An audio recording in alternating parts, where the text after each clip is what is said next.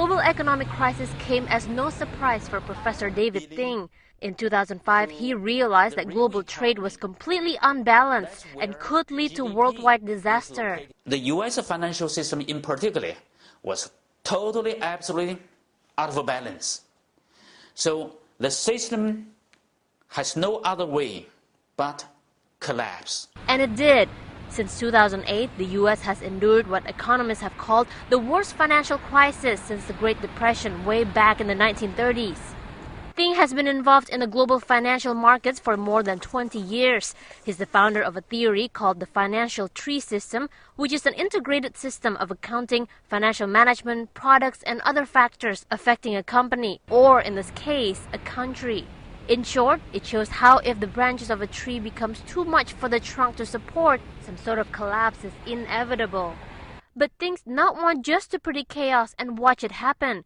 He says the whole issue of letting the renminbi appreciate against the dollar is the underlying solution to the global trade imbalance. In other words, if the renminbi is allowed to rise against the dollar, Americans won't buy so many made-in-China products, and that in turn will help reduce Washington's trade deficit. That said, he still remembers the frustration he felt back in 2005 after his repeated efforts to sound the alarm in both China and the U.S. went apparently unheeded.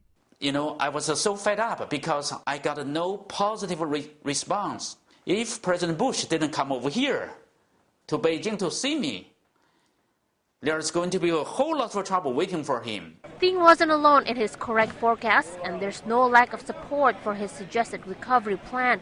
But of course, it's not up to him. President Obama's first full day in China will be all business, and while there are a range of topics sure to be on the agenda, no series of talks between the two countries would be complete without some serious discourse on global trade. China has been under pressure from all sides to raise its currency value, which has been pegged at around 6.83 yuan to the dollar since July last year. Last week, China's central bank released a report that, for once, did not mention the well-known phrase of keeping the renminbi basically stable at a reasonable and balanced level.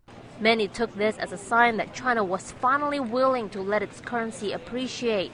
But the next day, China rejected the premise, saying the new wording doesn't mean a change in the renminbi's exchange rate policy and that a major rise in the currency's strength in the near future is very unlikely. But many still expect to see a rise in the mid to long term. Economists say China fears a stronger renminbi would hurt exports as well as the country's economic growth. So while the exchange rate with the dollar has remained stable for the last year and a half, the currencies of many of China's exporting rivals have risen against the dollar, creating what some outside China see as an imbalanced creation of unfair global trade. But all the concern over China's currency policy is seen by others as overblown. Morgan Stanley's Asia chairman, Stephen Roach, says critics should let China decide for itself how it wants to manage its currency. And besides, not everyone agrees the appreciation of the renminbi will solve all the problems. Professor Wing Tai Wu from the University of California at Davis says similar things were happening to Japan in the 1980s when Tokyo allowed the yen to rise against the dollar. Its trade surplus with the U.S. narrowed, but Washington's trade deficit with the rest of the world didn't. The U.S. kept buying more imports from other Asian countries with cheaper currencies.